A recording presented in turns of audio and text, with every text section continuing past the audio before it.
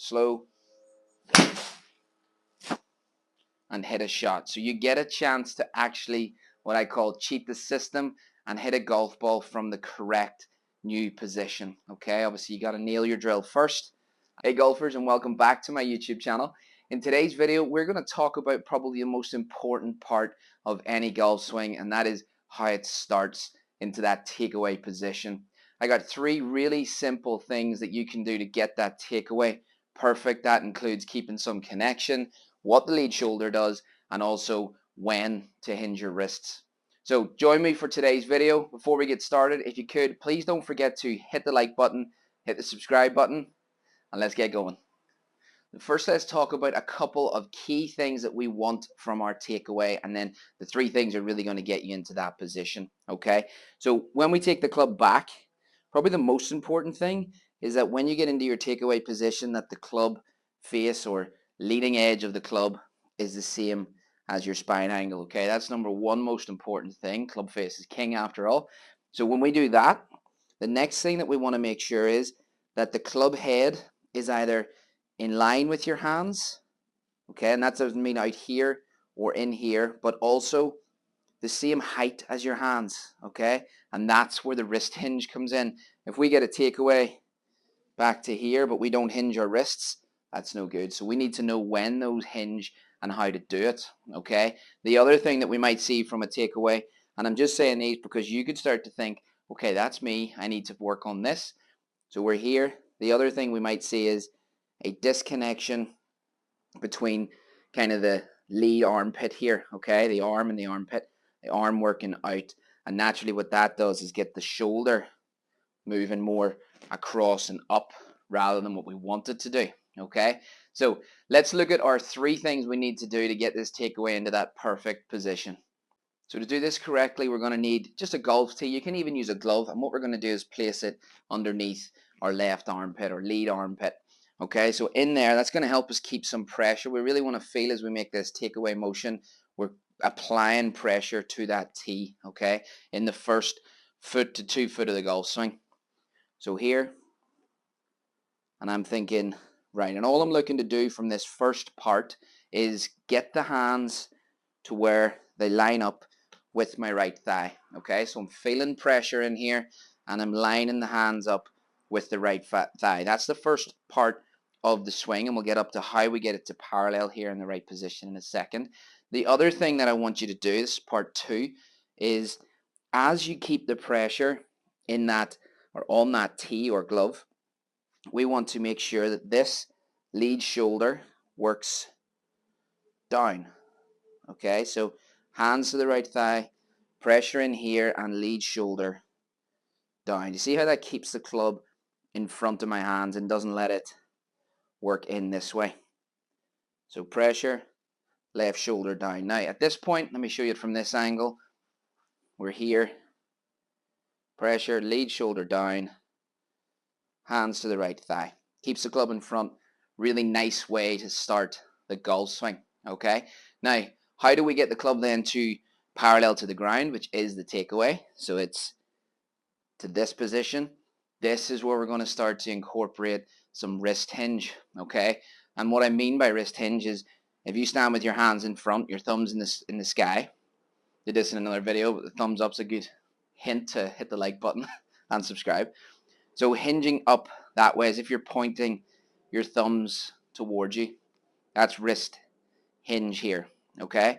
So now that we have set up, pressure here, left shoulder down, to the point where our hands are in front of the right thigh, we're going to hinge, okay? So this way, there, hinge. You see how that puts me in a good takeaway? Because what happens a lot of the time when people get the inside takeaway, it's the what's called forearm roll. So that would be your hands in front and you rolling your forearms or your hands to the right. This turning, okay? And that's what happens when we see probably the most common takeaway fault is first move, that rolls in.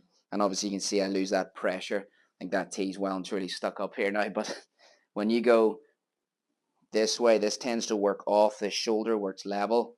We want to reverse that.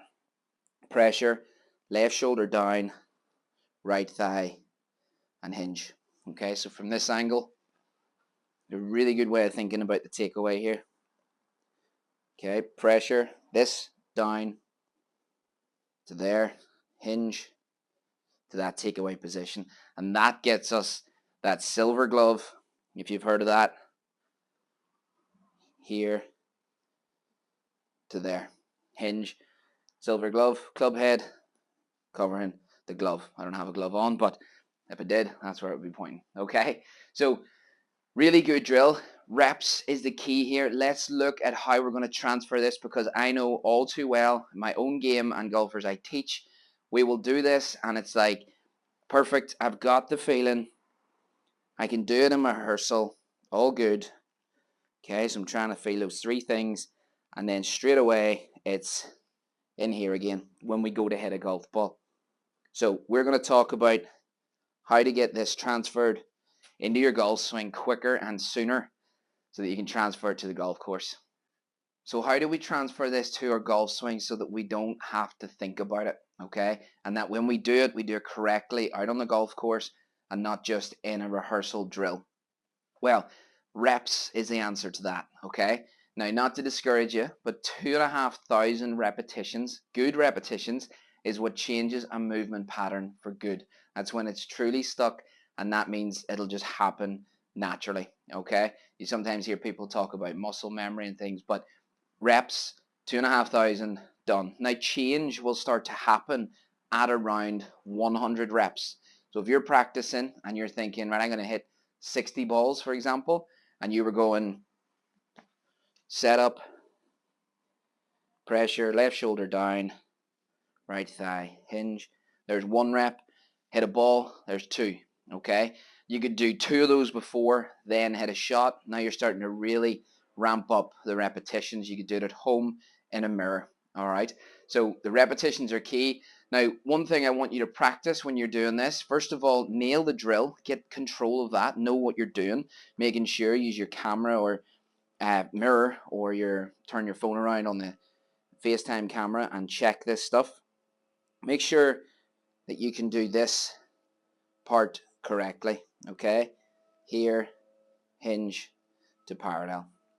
Now, when you're in that and you feel you're confident with that drill, you're going to go to that position. You can glance back and check it and go, yep, I'm happy with that. Here, now from here, I want you to actually complete the swing and hit the ball. You're still focusing on the ball now. Back, slow,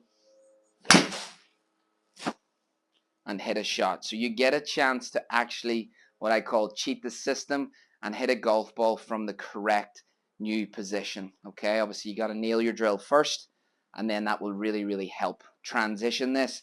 Reps and how you practice it is what's going to change it. Okay, video yourself, check it, make sure that you're seeing the change that you want from this. Okay, remember our keys when we get to this: pressure, left shoulder down. That's the first move. Hands are at the right thigh. A little bit of hinge to get that club to parallel. And obviously, in later videos, I'll discuss more about what happens from here to here. But this is primarily about the takeaway. Okay, guys? So, thank you so much for tuning in. If you enjoyed this video, please let me know in the comments. Let me know how you're getting on with it. I just love hearing about it and love really helping people on this. And also, if you could, hit the like button, hit the subscribe button. It really helps my little channel out. Thanks, guys, and I'll see you soon.